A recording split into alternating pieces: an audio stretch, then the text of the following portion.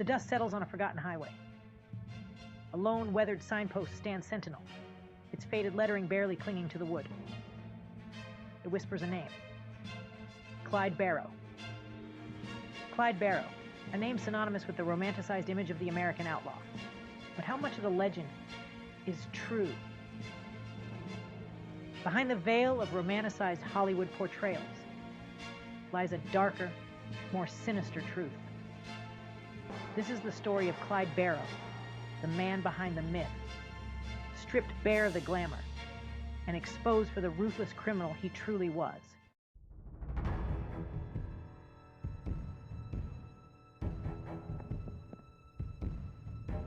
Born into the unforgiving poverty of Depression-era Texas, Clyde Champion Barrow's fate seemed sealed from the start. His family, trapped in the dust bowl of rural poverty, migrated to the outskirts of Dallas, seeking a better life that always seemed to elude them. Little did they know, this move would set in motion a chain of events that would forever stain their family name in blood. Even as a young boy, Clyde exhibited a defiant streak, a simmering rage against the hand life had dealt him. Petty theft, fueled by desperation and a growing sense of resentment, soon escalated into more serious offenses. The reformatory, a breeding ground for hardened criminals, became his harsh teacher. It was within those cold, unforgiving walls that the seeds of true darkness were sown, transforming a misguided youth into a cold-blooded killer. The Great Depression cast a long, dark shadow over America, and its grip on the Barrow family was suffocating. Clyde, barely a teenager, witnessed firsthand the crushing weight of poverty, the constant struggle for survival. The streets of West Dallas became his harsh classroom. Odd jobs, meager earnings. Nothing could satisfy Clyde's yearning for more. He craved the finer things in life: fancy clothes, fast cars, a life of excitement and freedom. This yearning twisted into a sense of entitlement. His first brush with the law, a petty theft gone wrong, was a turning point. The sting of incarceration only served to harden his resolve. He emerged from the juvenile detention center, not reformed, but hardened. His heart filled with a simmering rage, determined to rewrite his own destiny, even if it meant a life outside the law. Little did he know, this path would lead him down a dark and dangerous road.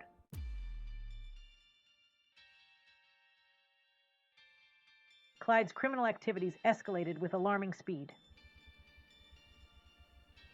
Petty theft evolved into armed robbery, a dangerous game that fed his need for adrenaline and his growing sense of invincibility. The thrill of the heist, the power he felt with a gun in his hand, became an addiction.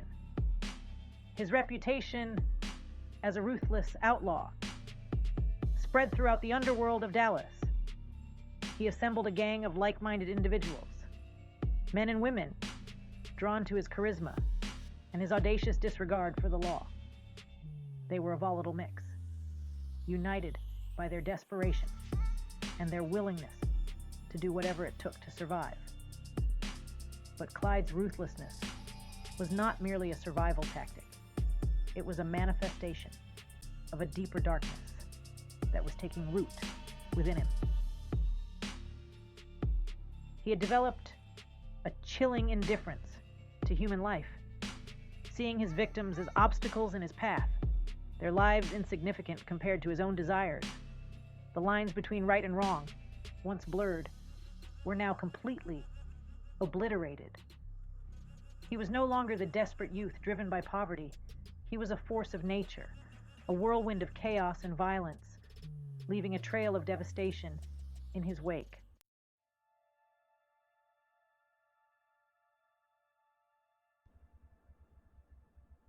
In the winter of 1930, fate intervened in the form of a petite, vivacious waitress named Bonnie Parker.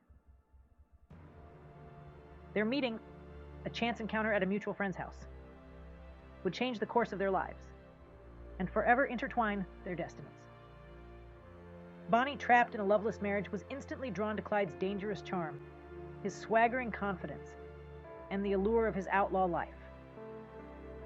For Clyde, Bonnie was more than just a lover. She was a kindred spirit, someone who understood the darkness within him, the rage against a world that had dealt them both a cruel hand. She became his confidant, his partner in crime, her pen immortalizing their exploits in poems and ballads that romanticized their life on the run. Together, they embarked on a crime spree that would capture the attention of the nation. Banks, gas stations, small-town stores, no target was off limits.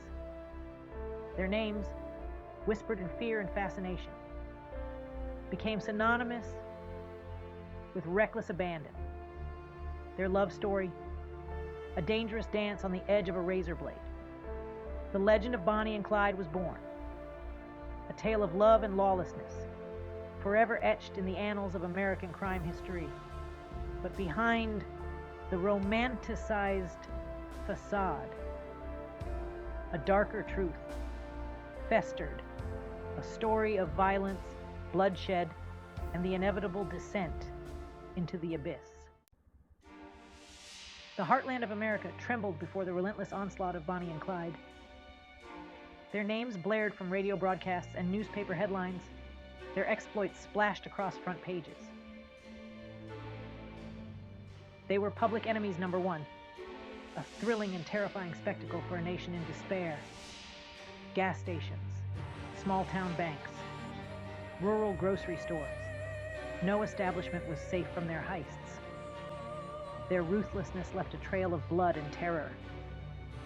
Lawmen engaged in a deadly game of cat and mouse, always a step behind.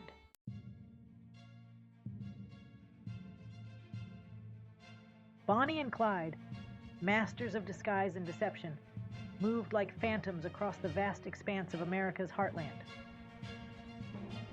Their network of safe houses, stretching from Texas to Missouri, provided a haven from the relentless pursuit of the law. These hideouts, often abandoned farmhouses or secluded cabins, became temporary sanctuaries where they would revel in their fleeting moments of freedom.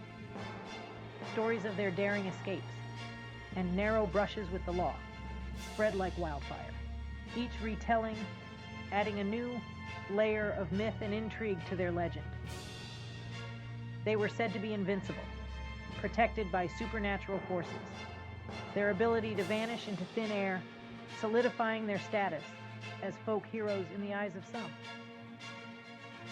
Bonnie, acutely aware of the power of image, cultivated their public persona through carefully staged photographs.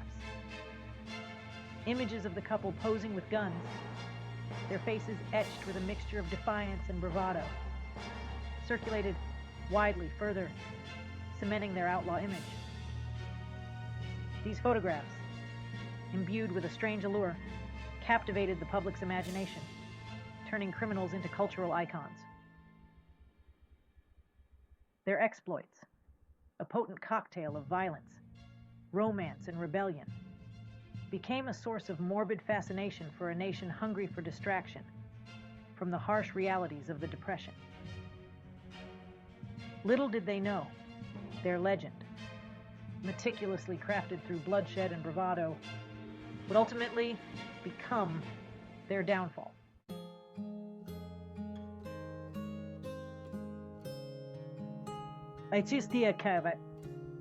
The relentless pressure of life on the run began to take its toll on Bonnie and Clyde. Their world, once exhilarating and boundless, now felt like a suffocating cage, their every move dictated by paranoia and the constant threat of capture. They were ghosts, forever tethered to the shadows, their past deeds casting a long, dark shadow over their future. The thrill of the heist, the adrenaline rush of their daring escapes, had lost its luster, replaced by a gnawing sense of dread. They were trapped in a dangerous game with no end in sight, each sunrise bringing them one step closer to their inevitable demise. Paranoia infected their ranks, turning friends into foes, their inner circle shrinking with each passing day. Betrayal lurked around every corner, a constant reminder of the fragility of trust and the fleeting nature of loyalty in the treacherous world they inhabited. Their notoriety, once a source of perverse pride, now hung over them like a curse, isolating them from the world and pushing them further down a path of no return. The walls were closing in, and the darkness that had long simmered beneath the surface was about to consume them entirely. The year was 1933. For Bonnie and Clyde, the world was a canvas of shadows and blood. They sought refuge in Joplin, Missouri. Their presence turned this peaceful enclave into a battleground. Their hideout, an unassuming garage apartment, offered temporary respite. A suspicious landlord contacted the police. A routine investigation escalated into a fierce gun battle. Bonnie and Clyde escaped under a hail of bullets. The Easton Prison Farm, a symbol of the law's iron grip. For Bonnie and Clyde, it was a challenge, a chance to strike a blow against the system. They craved chaos, rebelling against the hand life had dealt them. They planned to free Raymond Hamilton, a former Barrow gang member. On a cold January night in 1934, they launched their assault. Gunfire erupted, shattering the silence. Guards scrambled, but were no match for the Barrow gang. Inmates joined the fray, turning the yard into chaos. They liberated their comrade, but at a terrible cost. The Easton Prison Farm break, a testament to their ruthlessness, etched in crime history. Section 3. The Grapevine Filling Station Ambush, a taste of their own medicine. Highway 114, a ribbon of asphalt, winding through the desolate Texas landscape. For Bonnie and Clyde, it was a familiar path, a lifeline to their network of hideouts. But on this fateful April day in 1934, this road would become their final destination. Former Texas Ranger Frank Hamer, driven by justice, had assembled a posse. They lay in wait, concealed in a roadside ditch near Grapevine. As Bonnie and Clyde's stolen Ford V8 approached, the lawmen sprang their trap. A deafening roar of gunfire shattered the stillness. The Ford, riddled with bullets, veered off the road, a mangled wreck. Inside, the bodies of Bonnie and Clyde lay slumped, their reign of terror at an end. The Grapevine Ambush, a brutal end to a bloody chapter in American history.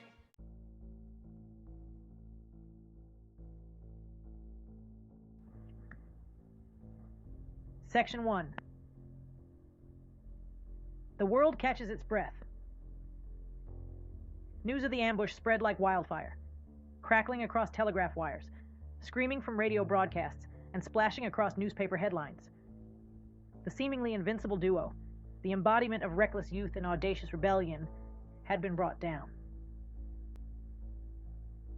It was a moment etched in the nation's collective memory, a stark reminder that even in the darkest of times, justice, however brutal, could still prevail. In the aftermath of the Grapevine Ambush, the belongings of Bonnie and Clyde became macabre souvenirs. Their bullet-riddled Ford V8 drew crowds eager to glimpse the notorious vehicle. Letters, poems, and photographs offered a glimpse into their world.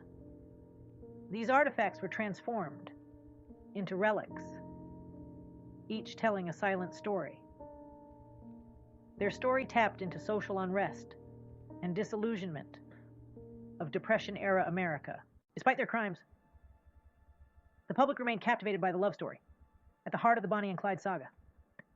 Their image became an iconic symbol of a love forged in desperation and defiance. Bonnie's poems, filled with longing and devotion, romanticized their relationship. Their deaths, side by side in a hail of bullets, solidified their status as a modern-day Romeo and Juliet. The public embraced the romanticized image of Bonnie and Clyde, seeing in their story a reflection of their own desires.